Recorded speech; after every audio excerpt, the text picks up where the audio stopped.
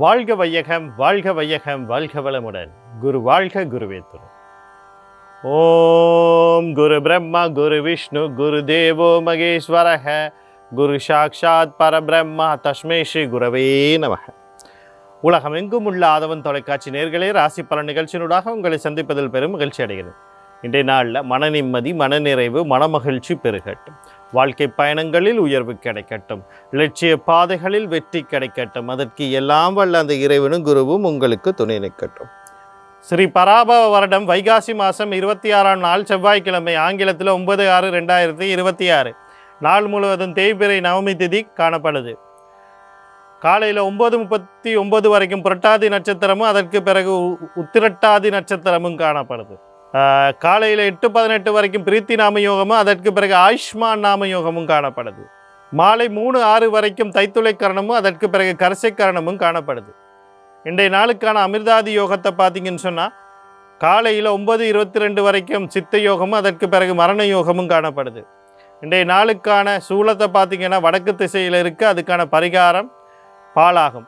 வடக்கு திசையை நோக்கி தேவையும் அவசியம் இருப்பவர்கள் அந்த பக்கம் போகிறதா இருந்தால் பாலை தானமாக கொடுத்துட்டு போகலாம்.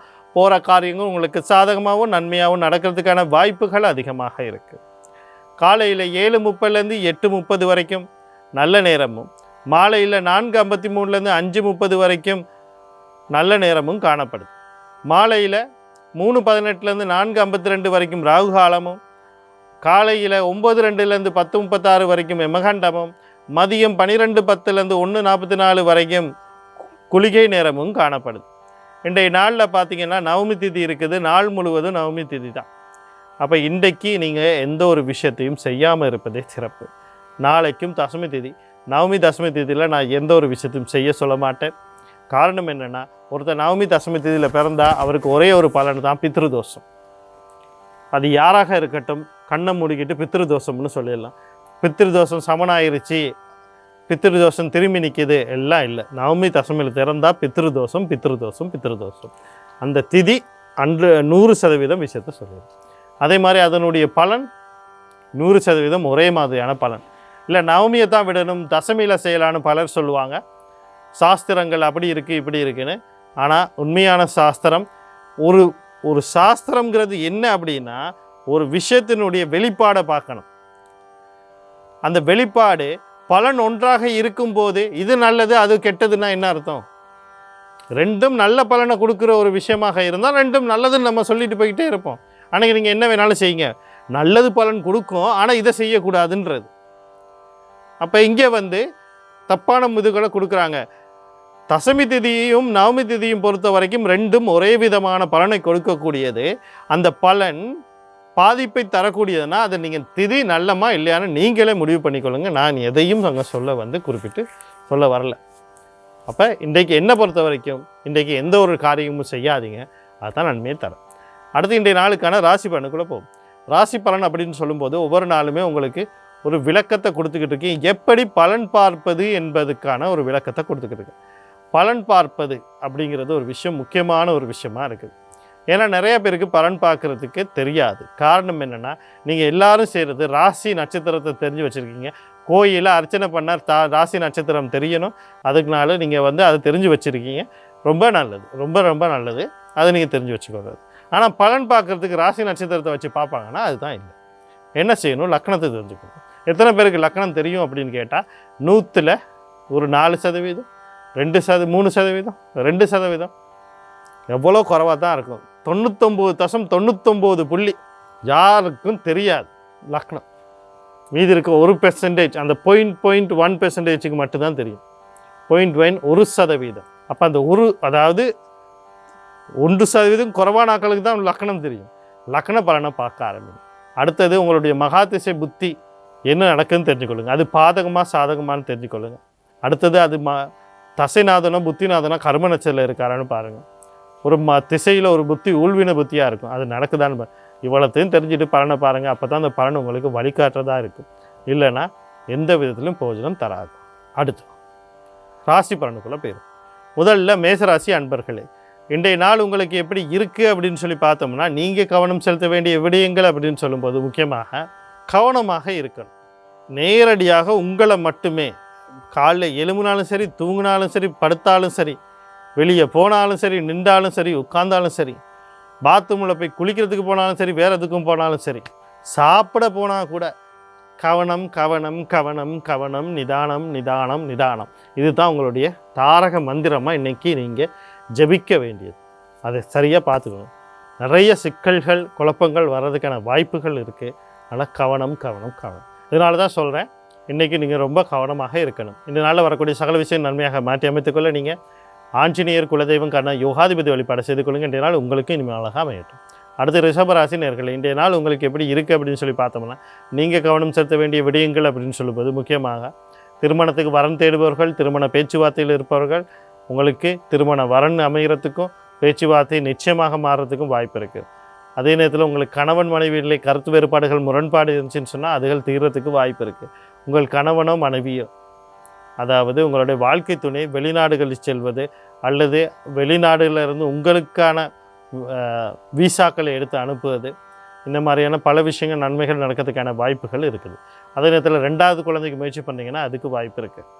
நீண்ட நாளைக்கு பிறகு குடும்ப வாழ்க்கை, தொழில் வாழ்க்கைகள்லாம் நினைத்து பெருமிச்சு விடக்கூடிய ஒரு நாளாகவும் இன்றைய நாள் இருக்குது. இன்றைய நாளில் வரக்கூடிய சகல விஷயத்தை நன்மையாக மாற்றி அமைத்துக்கொள்ள நீங்கள் மகாலட்சுமி குலதெய்வ கருணநாதன் யோகாதிபதி வழிபாடுகள் செய்து கொள்ளுங்கள். இன்றைய நாள் உங்களுக்கு இனிமேலாக அமையும்.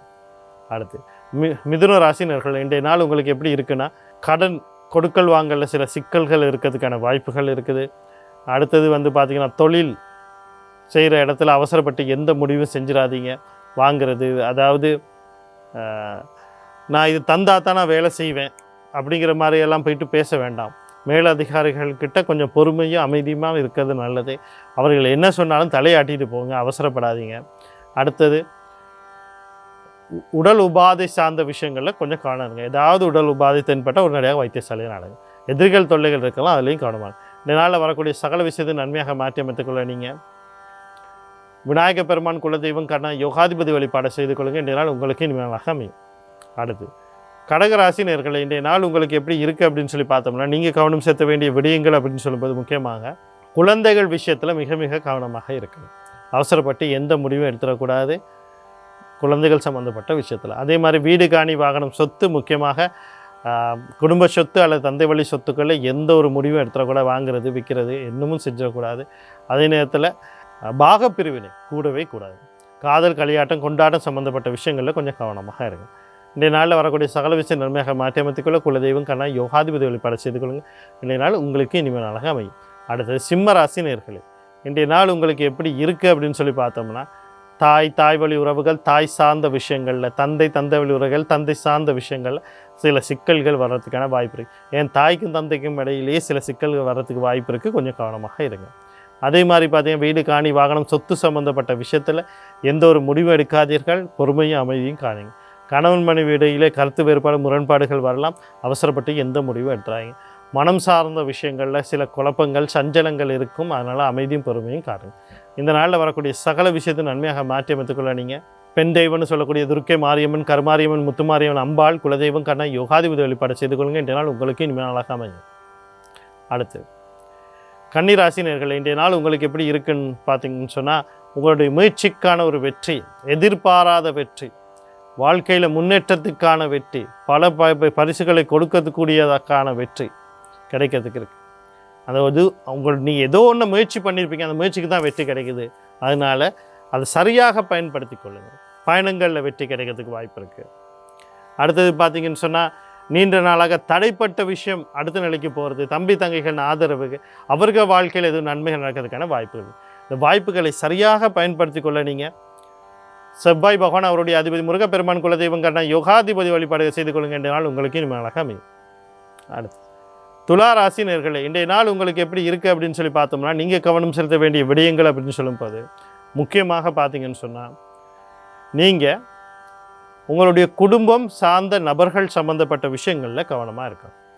முக்கியமாக வாழ்க்கை துணை மற்றும் குழந்தைகள் விஷயத்தில் மிக மிக கவனமாக இருக்கணும். குடும்ப சார்ந்த ஒட்டுமொத்த விஷயத்துலையும் கவனமாக இருக்கணும். முக்கியமாக வாழ்க்கை துணை மற்றும் குழந்தைகள் இவங்க விஷயத்தில் கொஞ்சம் நிதானத்தையும் பொறுமையும் கடைபிடிங்க. வாக்குவாதம் வரும், கருத்து வேறுபாடுகள் வரலாம், கடந்து போங்க. பேசி பெருசாக்காதீங்க, பிரச்சனையை வளர்த்து கொள்ளாதீங்க, சிக்கல்களை உருவாக்கி கொள்ளாதீங்க. அதே நேரத்தில் பேசுகிற வார்த்தைகளை கவனம் செலுத்துங்க. தேவையில் இருக்க கையில் இருக்க பணத்தை கொண்டு போய் நான் அதை செய்ய போகிறேன், இது செய்ய போகிறேன். சில வேளை உங்களுடைய வாழ்க்கை துணையோ குழந்தையோ வந்து பணத்தை எனக்கு கேட்கும், எனக்கு இதை கொடுங்க, நான் அதை செய்ய போகிறேன். நீங்கள் கொடுக்காமல் இருந்தால் தான் சிக்கல். ஆனால் அவன் செஞ்சால் அவங்களுக்கும் சிக்கல் தான். ஆனால் கொடுக்காமல் இருந்தால் சிக்கல் வரும். நீங்கள் கொஞ்சம் நிதானமாக பேசி புரிய வைக்கிங்க. கொஞ்சம் தாரேன், ஆனால் அவசரப்படாது. ஒரு 2 நாள் ஆகட்டும், 3 நாள் ஆகட்டும் சொல்லி புரிய வைங்க. அப்போ உங்களுக்கான நேரம் வரும்போது அது சரியாக நடக்கும். நாளில் வரக்கூடிய சகல விஷயத்தை நன்மையாக மாற்றி அமைத்துக்கொள்ள புத பகவான் அவருடைய அதிபதி மகா விஷ்ணு குலதெய்வம் கர்ணா யோகாதிபதி வழிபாடை செய்து கொள்ளுங்க. இன்றைய நாள் உங்களுக்கு இனிமேல் அழகாக அமையும். அடுத்து விருச்சிக ராசி நேயர்கள், இன்றைய நாள் உங்களுக்கு எப்படி இருக்குது அப்படின்னு சொல்லி பார்த்தீங்கன்னா, உத்வேகம், வாழ்க்கையில் ஒரு உத்வேகம் பிறந்து நீங்கள் செய்கிற விஷயத்தெல்லாம் கரெக்டாக செஞ்சுட்டு போயிருங்க.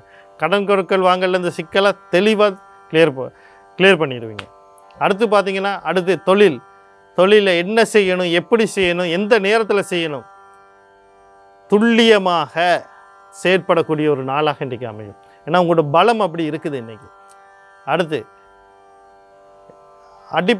அதாவது ஒரு விபத்துக்குள்ளாகியோ இது ஒரு சிக்கலுக்குள்ளாகியோ உங்களால் வந்து எதுவும் செய்ய முடியாதுன்னு இப்போ டாக்டர் சொல்லிட்டு போயிருப்பார். டாக்டர் சொன்னால் என்ன, நானே எலும்பி நின்று எல்லா வேலையும் செய்கிறேன் பாருண்டான்னு அதுக்குள்ளே உங்களுக்கு ஒரு சக்தி பிறக்கும். இல்லை, அந்த சக்தி பிறக்கக்கூடிய நாள், எதிரிகளெல்லாம் துவம்சம் பண்ணக்கூடிய நாளாக இன்றைய நாள் இருக்குது. இந்த வாய்ப்புகளை சரியாக பயன்படுத்தி கொள்ள நீங்கள் இந்த ராசி அல்லது லக்னாதிபதினு சொல்லக்கூடிய செவ்வாய் பகவான் அவருடைய அதிபதி முருகப்பெருமான் குலதெய்வம் கர்ணா யோகாதிபதி வழிபாடு செய்து கொள்ளுங்க. இன்றைய நாள் உங்களுக்கு இனிமேல் அழகாக அமையும். அடுத்து தனுசு ராசி நேயர்களே, இன்றைய நாள் உங்களுக்கு எப்படி இருக்குது அப்படின்னு சொல்லி பார்த்தோம்னா, நீங்கள் கவனம் செலுத்த வேண்டிய விடயங்கள் அப்படின்னு சொல்லும்போது, கடல் கடந்து தொடர்போட கல்வியாக இருக்கட்டும், வியாபாரமாக இருக்கட்டும், தொழிலாக இருக்கட்டும், சொந்த உறுப்பினர்கள் இருக்கலாம், குழந்தைகளாக இருக்கலாம், குடும்ப உறுப்பினர்களாக இருக்கணும், யாராக இருந்தாலும் இந்த விஷயங்களை நீங்கள் செய்கிறதுல மிக மிக கவனமும் நிதானமும் கடைபிடிக்கிறதுனா அது வந்து இழப்பீடாக தான் போய் நிற்கும். தேவையற்ற செலவுகள் விரயங்களை உருவாக்கும். மனசில் ஒரு கலக்கமும் ஒரு நிம்மதியில்லா தன்மையும் தூக்கயின்மை பிரச்சனைகளை உருவாக்கும். பெண்களுக்கு உடல் ரீதியான உபாதைகள் உருவாக்குறதுக்கான வாய்ப்புகள் இருக்குது. இதனால் கொஞ்சம் கவனமும் நிதானமும் வேணும். இதனால் வரக்கூடிய சகல விஷயத்தை நன்மையாக மாற்றி அமைத்துக் கொள்ள நீங்கள் சனி பகவான் அவருடைய அதிபதி சிவபெருமான் தர்மசாஸ்தா குலதெய்வம் கர்ணா யோகாதிபதி வழிபாடு செய்து கொள்ளுங்க. இன்றைய நாள் உங்களுக்கு இனிமையான நாளாக அமையும். அடுத்து மகர ராசி நேயர்களே, இன்றைய நாள் உங்களுக்கு எப்படி இருக்குது அப்படின்னு சொல்லி பார்த்தோம்னா, நீங்கள் கவனம் செலுத்த வேண்டிய விடயங்கள் அப்படின்னு சொல்லும்போது முக்கியமாக வாழ்க்கையில் அபிலாஷைகள் ஆசைகள் நிறையாவே இருக்கும் மனசில். என்னது, ஒரு வீடு வாங்கணும், ஒரு வாகனம் வாங்கணும், அழகு வச்செல்லாம் திருப்பணும், பணம் வரணும், இப்படி நிறைய ஆசைகள் இருக்கும். அப்போ இந்த ஆசைகள் எல்லாம் சில நேரங்களில் நம்ம கொஞ்சம் பொறுமையாக அமைதியாக மனசுக்குள்ளே வச்சு அதுக்கான வாய்ப்பு கிடைக்கும்போது செய்தால் மாத்திரம்தான் வெற்றியை கொடுக்கும், தவிர இல்லைன்னா சிக்கலை தான் கொடுக்கும். அதனால் இன்றைக்கி பொறுமையும் அமைதியும் தேவைப்பட வேண்டிய ஒரு நாளாக இருக்குது. அடுத்து 2வது திருமணம் சம்மந்தப்பட்ட விஷயங்களில் எந்த ஒரு அவசர முடிவும் காட்ட வேணாம். அண்ணா அக்கா சம்மந்தப்பட்ட விஷயங்களில் கொஞ்சம் கவனமாக இருக்கும். அதனால் வரக்கூடிய சகல விஷயம் நன்மையாக மாற்றி அமைத்துக்க சனி பகவான் அவருடைய அதிபதி சிவபெருமான் தர்மசாஸ்தா குலதெய்வம் கர்ணா யோகாதிபதி வழிபாடு செய்து கொள்ளுங்கள். இன்றைய நாள் உங்களுக்கு இனிமேலாக அமையும். அடுத்து கும்பராசினர்கள், இன்றைய நாள் உங்களுக்கு எப்படி இருக்குது அப்படின்னு சொல்லி பார்த்தீங்கன்னா, உங்கள் தொழிலுக்கான வெற்றி, உங்கள் வியாபாரத்திற்கான வெற்றி, உங்களுடைய வாழ்க்கைக்கான வெற்றி எல்லாம் கிடைக்கிறதுக்கான வாய்ப்பு இருக்குது. குழந்தைக்காக முயற்சி பண்ணிங்கன்னா அதுக்கு வாய்ப்பு இருக்குது. குழந்தையோட வாழ்க்கைக்கு ஒரு வெற்றி கிடைக்கணும் முயற்சி பண்ணிங்கன்னா வாய்ப்பு இருக்குது. தந்தை வழியில் சில நன்மைகள் நடக்கிறதுக்கு வாய்ப்பு இருக்குது. இந்த வாய்ப்புகளை சரியாக பயன்படுத்தி கொள்ள நீங்கள் சனி பகவான் அவருடைய அதிபதி சிவபெருமான் தர்மசாஸ்தா குலதெய்வம் கர்ணா யோகாதிபதி வழிபாடு செய்து கொள்ளுங்கள். இன்றைய நாள் உங்களுக்கு இனிமேலாக அமையும். அடுத்து மீன ராசினர்கள், இன்றைய நாள் உங்களுக்கு எப்படி இருக்குது அப்படின்னு சொல்லி பார்த்தீங்கன்னா, நீங்கள் கவனம் செலுத்த வேண்டிய விஷயங்கள் அப்படின்னு சொல்லி தந்தை வழி உறவுகள், தந்தை சார்ந்த விஷயத்தில் கவனமாக இருக்கணும். உயர்கல்வி சார்ந்த விஷயத்தில் எந்த ஒரு முடிவும் எடுக்கக்கூடாது. முக்கியமாக குடும்ப வாழ்க்கை சம்மந்தப்பட்ட விஷயங்களில் எந்த ஒரு விஷயமும் எடுத்துக்கூடாது. குடும்ப நபர் சம்மந்தப்பட்ட விஷயங்களில் வந்து பொறுமையும் அமைதியும் நிதானம் இருங்க. முடிவெடுக்க வேண்டிய சூழ்நிலை இருந்தாலும் முடிவு எடுக்காதீர்கள். அப்போ தான் உங்கள் வாழ்க்கை குடும்பத்துக்கு நன்மையை தரும். நாளில் வரக்கூடிய சகல விஷயத்தை நன்மையாக மாற்றி அமைத்துக்கொள்ள நீங்கள் சூரிய பகவான் குலதெய்வம் கர்ணா யோகாதிபதி வழிபாடு செய்து கொள்ளுங்கள். இன்றைய நாள் உங்களுக்கு இனிமையாக அமையும். மீண்டும் நாளை ராசி பலன் நிகழ்ச்சிகளாக உங்களை சந்திக்கிறேன். நன்றி, வணக்கம், வாழ்க வளமுடன்.